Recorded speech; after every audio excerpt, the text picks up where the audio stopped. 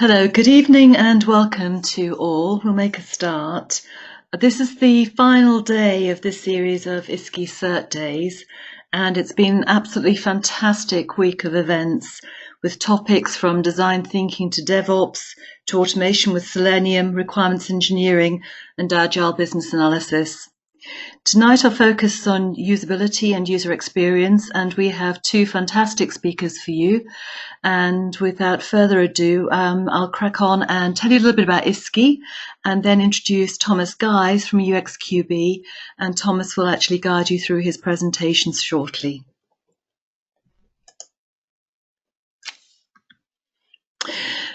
First of all, if I introduce myself, I'm Debbie Archer. I'm the Managing Director for iSQI Limited. And as I've already mentioned, we have Thomas Geis, who is going to host the session with me tonight. A little bit about iSQI to start. iSQI are a group of organisations. I look after the Limited, based in the UK. We have our BV in the Netherlands, our GmbH in Germany, and our Inc. in the US. We are truly a global certification body, and through our associations we deliver in countries throughout the world. Our focus has traditionally been on software testing, but also quality and business value. We have an extensive portfolio which is expanding, and we have some really interesting new products coming out shortly. iSQI in numbers. So annually we actually deliver more than 30,000 exams. We have a network of 250 or so accredited training providers. And just a note on that word accredited, some of our boards actually will talk about registered or recognised training providers.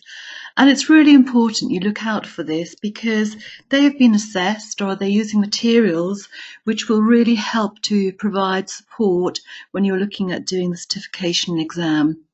There are training providers out there who perhaps are not accredited, and I'm not suggesting that they're not good, but please be aware that actually accredited, recognised does have a value.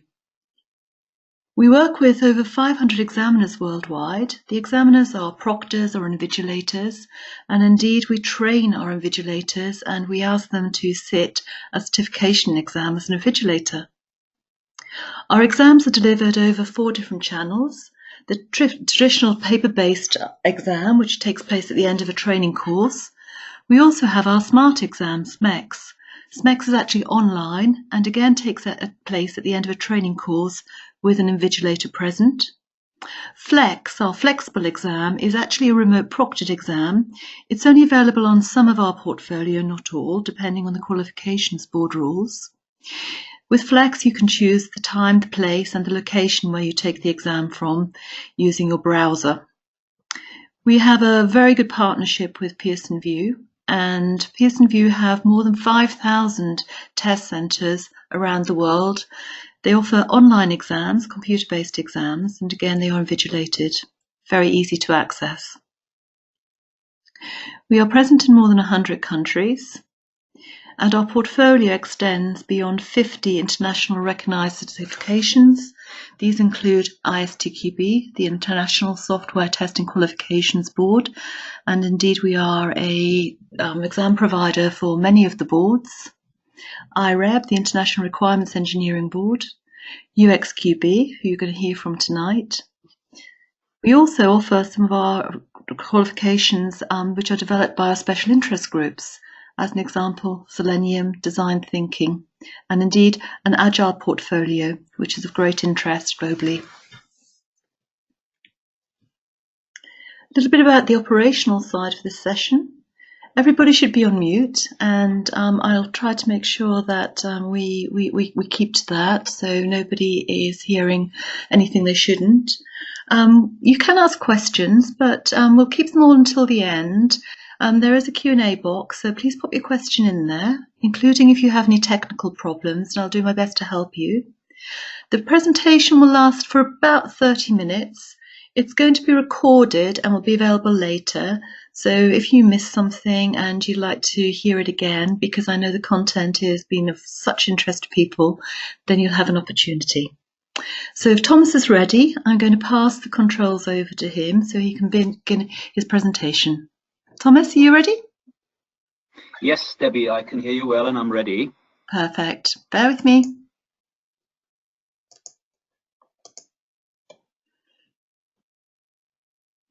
Okay, Thomas, you should be able to take control now. Right, so I just share my screen. That's it. And let's see. Okay, should be there in a few moments.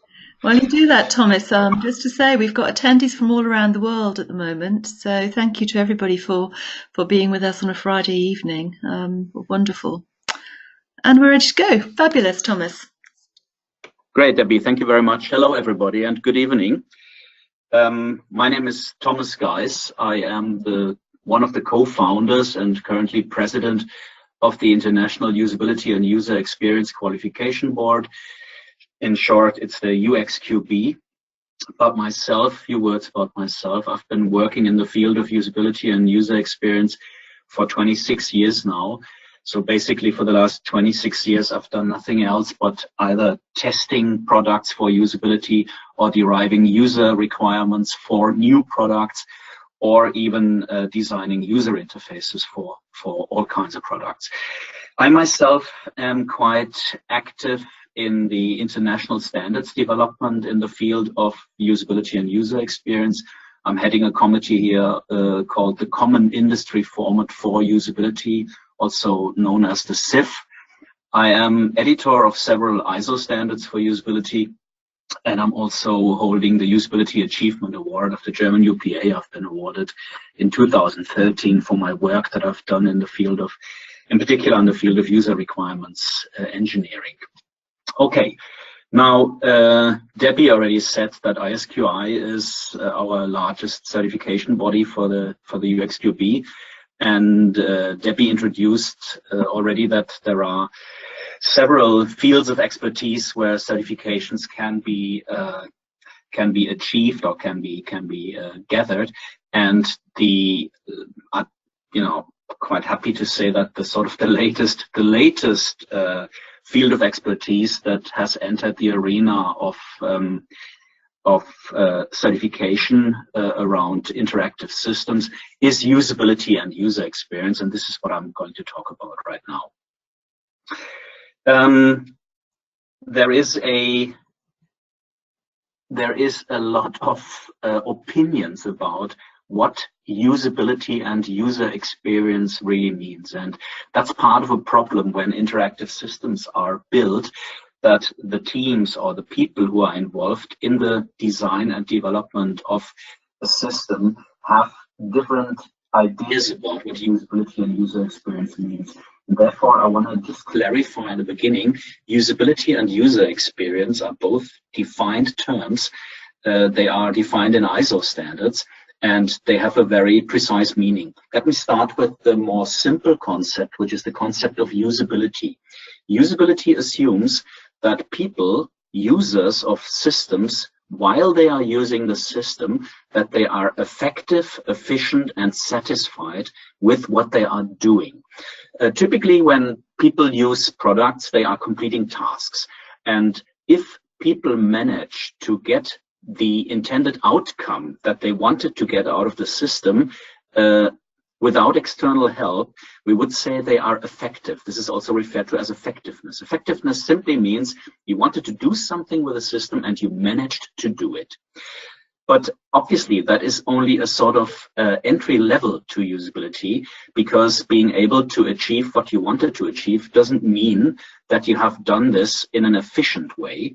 Efficiency is referred to as, let's say, the minimum effort needed to get the things done that you wanted to get done with the system. So this is mainly the viewpoint of usability on interactive systems. People are able to do what they want to do. This is effectiveness, and people can do this with a minimum effort, and this is referred to as efficiency. And one consequence of systems being effective and efficient is that people are satisfied with what they are doing while they are doing it. So this is usability, making people effective and efficient when they work with interactive systems. Now, user experience is a sort of extended concept which assumes that when people use products, they actually already think about what it would be like when they use the product without having used it, or without even, or before even having purchased it. This is also referred to as anticipated use.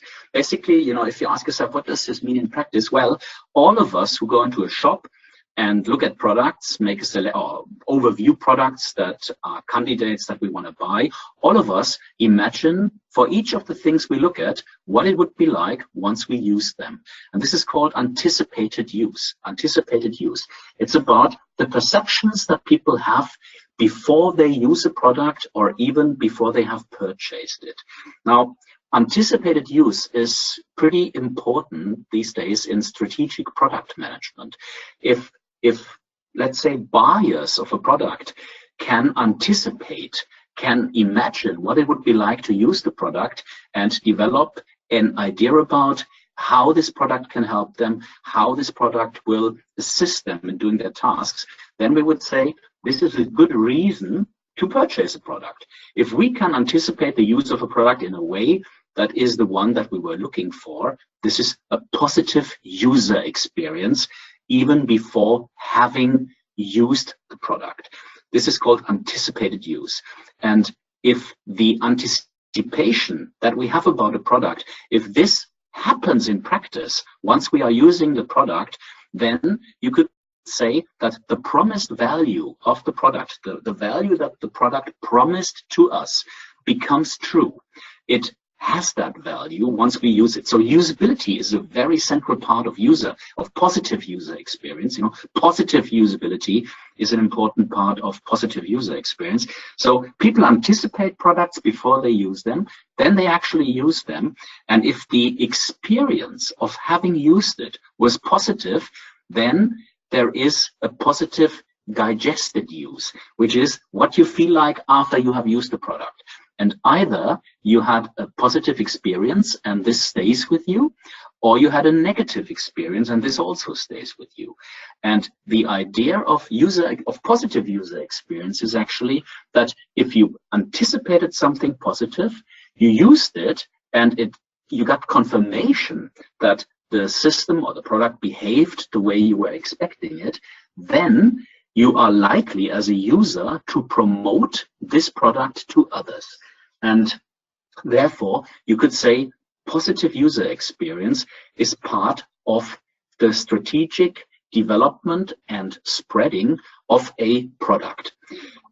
This is referred to as user experience. So user experience looks not just at the situation where people use a product, it also looks at what people feel like before and what people feel like after. Now, when you ask yourself, what can you do with this concept in practice, I'm going to show you a pretty sharp example in a minute, because companies, manufacturers of interactive systems, more and more invest in user interfaces that help anticipating what it would be like to use a product. And they also invest in user interfaces that help users forwarding their positive experience about the use of a product. I've got a nice example here, which is from an online shop that originated in Berlin. It exists, and they are now European market leader for selling glasses online. And what they did was, as part of their web shop, they managed to develop a system that allows people to try out glasses online. What you see here is myself, and I just sort of virtually put on glasses in this online shop and just look at them and ask myself whether they would fit me. So what you see here is a user interface that lets people, customers, anticipate the product that you can purchase in the shop without holding it in your hands. It's quite interesting because this shop was a startup, and in the beginning of selling glasses online, there were lots of debates whether anybody would do that, but they made it a big success, not at last because they have introduced this user interface that you see here. And probably most of you, after this session tonight, will have a look at that website and do exactly what you see here, because it is engaging. It is engaging for users, to find out what it would be like to have a certain product and even interact with the product before having purchased it, you know. And also, let's say, wrong decisions, like if people buy glasses, often they buy something, and once they have it done by the optician and walk out of the shop, they're not so sure anymore whether this was a good decision. You know it from yourself, maybe if you wear glasses, that you basically, when you have new glasses, you look at every window that you can see when you walk down the street and try to get confirmation that you did the right thing. But anyway, you know, even the wrong decisions that people can make when purchasing products, one probably you see here, can be eliminated by simply having a user interface for anticipated use. That's all I wanted to show you here. So user experience is something that you can really use in your project to come to great products, and this is an excellent example of it. Okay, now to get certified for usability means that you have to learn what the process of or the process for building a usable product is, and you have to learn what has to be produced as part of this process. And the picture you're seeing here is the process model from a standard called ISO 9241, or numbered ISO 9241-210, which shows the so-called human-centered design process. And just to give a bit of an introduction about it, in general, what you see here is 5 boxes, and the first box is about planning the human-centered design process. Now, the one thing that I can already guarantee you is if you have a project and you don't explicitly plan activities for usability and user experience of that system, it's not going to happen. And therefore, part of the process of building an interactive system that is usable and has high user experience is that you have a user experience project plan, and that's already one deliverable that you need. Yeah, it is typically integrated in the overall project plan, but you have to have a plan where you plan the human-centered design activities for the project. And then once you have planned things, the first step is that you analyze the context of use for the system to be developed. This means you look into the user group profile, you identify the tasks that people really have, you document them in certain forms, and all these things are actually standardized. Now, once you know what people do in their context of use, you derive user requirements based on that. It's very important to understand that user requirements don't fall from the sky, and they are not things that you simply collect from users. User requirements are requirements on the use of an interactive system that you derive from the context of use for the system. And if you don't have data about the context of use, you will be struggling later on with the requirements, and in particular with the design. So once we have our requirements for the interactive system, we can come up, or we will come up with user interface design solutions.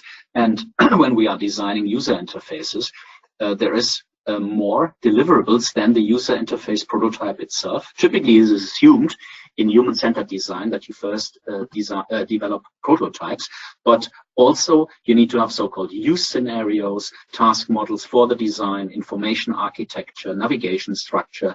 There has to be a style guide. Then at the first step when we are designing, we are building so-called wireframes, and this is the process of designing a user interface for an interactive system.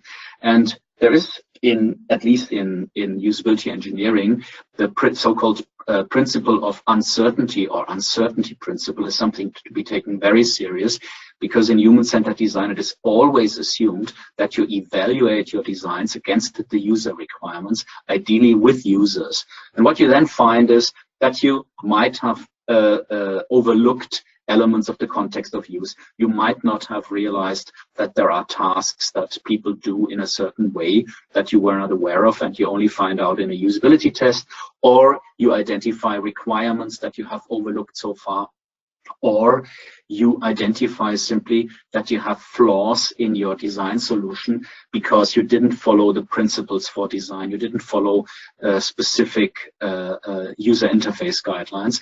And we assume that this is an iterative process. It's not a waterfall model. Some of you might look at it in a way that it looks like, well, you have to go through some waterfall process. No, this model that you see here, this process model, you can apply for every sprint, for every sprint that you're doing as part of an agile project. And it's typically an iterative process. You never get things done right at the first try. That is a sort of old rule of usability engineering, and therefore we have to evaluate until the system meets the user requirements. And this is where we would say we release it, or we go to the next element to be designed. So there is a standardized process model, and there is a standardized set of deliverables, and actually that is the core of the so-called certified professional for usability and user requirements. Certified professional for usability and user experience. I'm so busy with user requirements that every second term I use user requirements. Anyway, this is the process model, the standardized process model that we use as part of the certification, and these are the deliverables that you will get questions against when you intend to pass the certification test. Okay. Here's an example, just a very practical example about what I just introduced with that process model. What you see here is an analysis of a so-called as-is scenario. That's a description of what people do without the system that you are building for them. And this is a very simple example. It's about actually the system to be built here is an automatic egg boiler, and this scenario on the left side, this as-is scenario, simply looks at the situation that people are in when they are having breakfast together, a family, and part of the breakfast is boiled eggs, which is rather common in many countries. And what you do once you know how people actually behave in that situation of doing the task that you want to support, you identify the so-called user needs. And user needs are defined things, defined statements about what a person really needs in the situation that you are supporting. And based on that, you derive the so-called user requirements. And innovation is typically encapsulated in those user requirements. So if you look at an egg boiler, and this is a rather innovative egg boiler that you see down here, you might want to Google it later on. It's called the beep egg. The beep egg, it's a top seller for assisting people to get breakfast eggs that are really what you expected them to be, which means they are either soft boiled or medium boiled or hard boiled. And this system actually meets the user requirements that we are seeing here. Maybe you want to read them after the presentation, once it's taped, because it's pretty spectacular things that are written here. But it takes a moment to explain them. It's probably worth a full webinar to go through this example. All I'm telling you is there is really a defined concept of how to get from, let's say, rather unstructured context information to very precise requirements on the use of an interactive system. And this is the example that's been shown here. Then, other terms that we are using on a daily basis are terms such as user interface. And already the term user interface is often used in a far too restricted way. When it comes to, let's say, to a dishwasher, most people would say, well, the user interface is all those buttons that we have up there where we can select programs and so on. And yes, this is part of the user interface, but the overall user interface also includes the places where you put your cutlery, where you put your dishes before you clean them. And this is also part of the user interface.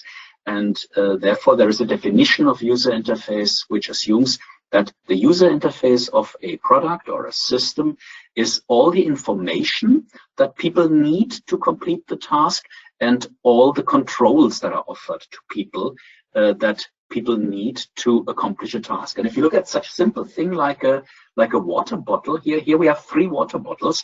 If you ask yourself, what is the user interface of them? Well, the first question is, which task do these bottles support? And, if you want to phrase that, it's the task drinking water. That's the task that they support. And when you drink water, one information that you need on a bottle is what is in there. And these days you have all kinds of fancy statements about what's in bottles, but the only thing they don't tell you is that it's mineral water in there, and that it's maybe still or that it's sparkling. You get all fancy terms for this, but you know, one information you need on a water bottle is the content, what is in there. And water, from the perspective of people drinking water, has this different attributes, like I just said, sparkling, non-sparkling, maybe a little sparkling versus sparkling a lot. And that's part of the information that forms part of the user interface. Also, the level of water in here is part of the user interface, the indication of the level of water. And imagine the water bottle that you have at your desk would not be transparent. Then you would have a very awkward situation with that bottle when you drink water. For some reason, these bottles are all transparent, and maybe now you want to think about what's behind it, because there is definitely a need behind that, a so-called user need. Now, that was a bit of introduction about what we mean by user interface in terms of information. If you ask yourself, what are the controls that a bottle offers you? Well, obviously, there are these things up here, also known as lids, which we would call, you know, if you wanted to reinvent them, we would say this is an open-close tool. It's a tool that allows you to open or close the bottle. So this is a control that you have. And there's another control that you only really see at the bottle in the center, which is what is it in English, actually? Anyway, it's this means here to hold the bottle, and the bottle in the center actually has an explicitly designed means to hold it, and these bottles outside, they don't have it. And if you look at certain user groups, people with smaller hands, if you look at children as a user group, you will see that they have quite some trouble in holding these outer two bottles and filling a glass of water with them in comparison to the bottle in the center. Now, I just wanted to give you a bit of an idea what we mean by user interface. And the definition of user interface is written here. It's all taken from ISO standards from the field. And it's important to understand user interface is more than some blinking element on the product. It's all the information and the controls that people, users need to accomplish the tasks that the product is or has been designed for. So that's just to give some terms and concepts from usability and user experience that are also part of the certification test. And if you ask yourself, isn't that all natural these days, that systems are usable and that they offer a positive user experience to users? The answer is no, no, no. If we look at business software, if we look at let's say rather real business systems that assist people in doing business tasks, the reality is that they are extremely complicated to use, although we are in 2019 now. And if you ask yourself, why on earth is that? How comes all those things are so complicated? Well, to begin with, there is too little usability and user experience professionals who are actually trained, who speak the same language, and who apply standardized knowledge and not just apply what their personal opinion is. We believe in usability and user experience. We believe people or professionals, you know, UX professionals, we also call them, they should not assess things against their personal opinion. They should assess things against facts. And if you want to assess things against facts, you have to have the facts. Part of them, a big part of them, is the knowledge about usability and user experience. Another interesting phenomenon is that user experience professionals are still consulted far too late in projects. Typically, once something is there that can be tested, once users complain about what has been done, all of a sudden user experience professionals are consulted. But there is again an old wisdom which says you cannot test usability into products. You have to design usability into products. Of course, usability testing is an essential part of designing an interactive system. But if you just rely on testing, you will just find out that everything is wrong and that you don't have the resources to correct things. And I'm not speaking against usability testing, for God's sake. I'm speaking towards it, because the earlier you start testing things in the process of building a product, the more you can change. And that's where testing becomes powerful. If you look at testing as a tool to change things, not to confirm that you were a great designer, if you look at usability testing as a tool to improve your product, also referred to as formative usability testing, then you're doing the right thing. But if you are only consulted, or if your project only consults usability people in the end in terms of, can you tell us the 5 little things that we should change, then you have done the wrong thing. And that's what often happens in projects. Now, thirdly, quite an interesting phenomenon. Some products start off as what's now referred to as minimum viable products, MVPs, and often the MVP, the first sort of evolution of the product, is quite good, and over time it becomes more and more complex and strange. And that's because typically, or often, user requirements are not taken into account when further developing products. Functionality is added without taking user requirements into account. And overall, this has dramatic consequences, because over time, the user experience of the products suffer, the acceptance of the product decreases, and the expected market success is not achieved. So user experience is not commodity. Usability and user experience are still elements of projects that are not, let's say, that still need further integration in projects, and that still need professionalization of all those who are involved in the process of building interactive systems. Okay, now what is it that UXQB offers? Well, UXQB offers a so-called foundation level, the Certified Professional for Usability and User Experience foundation level, and then we have 3 advanced levels. 2 of them are already in place. 2 of them you can get certified against. The first one is User Requirements Engineering, which is about getting the requirements right from the user's perspective, which is a very, very difficult thing, and that's why this certification is rather sought after. The second one is usability testing and evaluation, and the third one is designing solutions. The third one is not yet in place; it's still under development. We expect, with a bit of, let's say, with a bit of luck or goodwill, we expect that in January 2020, that we will have the first certification course on the market. So foundation level and advanced levels. And if you ask yourself how to get certified, well, the foundation level, let's start with this one. There are no prerequisites, no formal prerequisites for taking the test. However, knowledge in the area of usability is an advantage. Just for those who wonder how easy is it to get the foundation level, we have a failure rate of about 20 to 25%. So that's, it's not that trivial to pass the certification test here. You really want to be prepared for it. And the foundation level is a multiple choice test. It's a multiple choice test that you either take paper-based, or you go to a so-called Pearson View Center, where iSQI has this certification virtually available. Debbie already talked about it.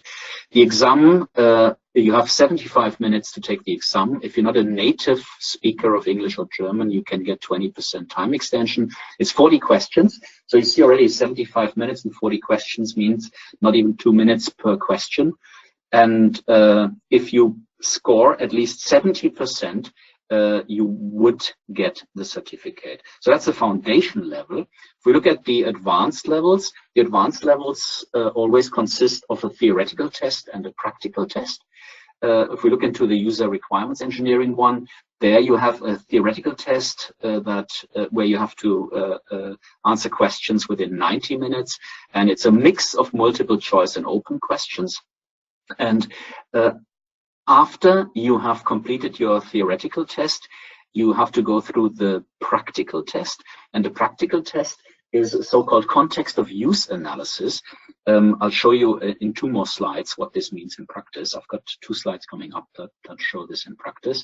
And the practical test you can typically take directly after a theoretical training, the day after a theoretical training. typically this practical test is offered, and you have 6 hours to complete it. I'll show you in 2 slides how to imagine or how to anticipate, to use our experience term, what this is like. The usability testing and evaluation advanced level also consists of a theoretical test and a practical test. The theoretical test is now just multiple choice questions. We're also aiming at that for the user requirements engineering, but it takes time to get the questions developed. So for the usability testing and evaluation professional, it's multiple choice questions that you have to answer in 90 minutes. And the practical test is that you have to, as a candidate for the certificate, you have to conduct a usability test in practice. And that for this, it's a homework that you take with you. For this, you have to assume that it will take you approximately 3 days to complete this assignment. It's a rather comprehensive task to do this. Now, here you see just a sort of an impression about how the practical certification test for the user requirements engineering professional works. What happens is that here you see the candidates, and what happens as part of the practical test is that you get shown a video where a user, this would be the gentleman here on the right side, the user gets interviewed by a professional for user requirements. It's an interview about what that person does within their work context. And what participants have to do is they have to observe this video, and part of the video they have to document as a so-called as-is scenario. The video takes about 30 minutes. It's an interview that takes 30 minutes. Let's say 7 questions are being asked. And for 6 questions, all the text is already available to the candidates. And for 1 question, the text is not available. That's where the candidates have to write down what was said in the interview. And this has to be analyzed by all the participants for so-called implied needs. This information has to be analyzed for the user needs that can be found in there, and for the user requirements that result from this. And these user requirements have to be structured in a specific format by the participants. And this is afterwards being handed in and assessed by an expert examiner who has let's say a scheme where he compares the results of the candidates with a predefined solution. So this is the practical certification test for the user requirements engineering professional.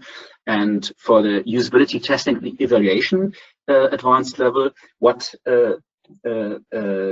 candidates have to do is they have to plan, prepare, conduct, and document a full usability test with 3 users. And this is just a snapshot where you see a user here on the left side. It's a person completing a task, a test participant that has been recruited. And this is a so-called mediathek, an archive from a TV channel where this participant has been given specific tasks.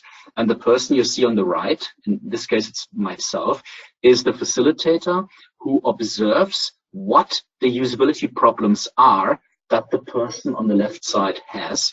And this all has to be videotaped and analyzed by the facilitator, who is the candidate for the certificate, and has to be handed in and will also be assessed by an expert examiner who compares the results with a predefined solution. So this is how this works in practice, these advanced levels. And our documents that we use within the certification scheme are all based on ISO standards. And if you ask yourself, how does all of this work? Well, we are very transparent within UXQB. For each of our certifications, there's a full curriculum, there's a full glossary available, the certification procedure is described, there is a full set of test questions for each of those certifications. And for companies who are aiming at offering courses, as training providers, as accredited training providers, we also have a model course designed for each of those certifications. Okay, this is our website, www.uxqb.org. There is a section documents where you truly find everything I just introduced. It's all available in German and English. And here's just an example for a test question. If you take the foundation level certification, this is a typical test question. You always get one question and you get 6 possible answers, and either 1 or 2 or 3 of the answers are correct. And you get told as part of the question whether it's 1 or 2 or 3 correct answers. And here is one example. Which 3 of the following components are part of the user interface of a car for the car driver? And you have 6 choices here: accelerator, license plate, stick shift, bumper, tow bar, carburetor. Just show you what the right answers is without a long reasoning. The correct answers are the 3 elements that are presented here that are really part of the user interface is the accelerator, the stick shift, and the tow bar. And if you ask yourself, why is this correct and why is the bumper not part of the user interface or the license plate, simply look into our public test questions, because this question is in there and the answer is in there, and an explanation about why these 3 choices are correct and why the others are not correct is also in there. Okay, here's a sample certificate that shows you what it looks like when you get certified for the foundation level. The claim of the certificate is that you are familiar with the general terms and concepts in the field of usability and user experience. And this is 7 areas that these terms and concepts apply to. And these 7 areas are part of the certification test. Okay, now internationalization of the CPUX scheme. Where are we with regards to internationalization? UXQB is an organization that relies on so-called member organizations. Member organizations are the organizations that send their experts into the UXQB to co-jointly develop the curricula and review documents before they get published. And the 4 organizations that are currently the member organizations of the UXQB are the German Usability Professionals Association, the British Usability and User Experience Professionals Association, the Swiss UX Professionals Association, the Danish UX Professionals Association, and the Austrian Professionals Association called UX Pro in Austria.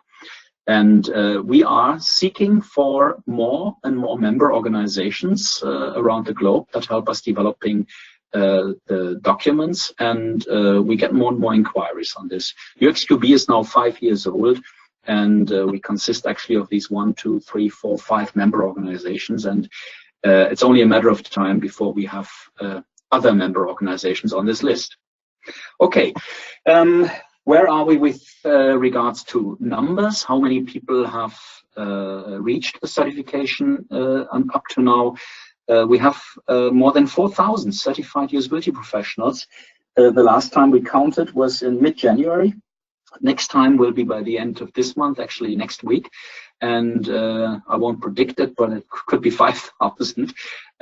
We have more than 4,000 certified usability professionals around the globe, and most of them come from Europe. And you see the orange countries, orange marked countries here. This is where most of our certified professionals come from, but we also have certified professionals in the US, in China, in Indonesia, in the Arabic world, in Africa, everywhere where you have Pearson View centers, people tend to go and have a try. But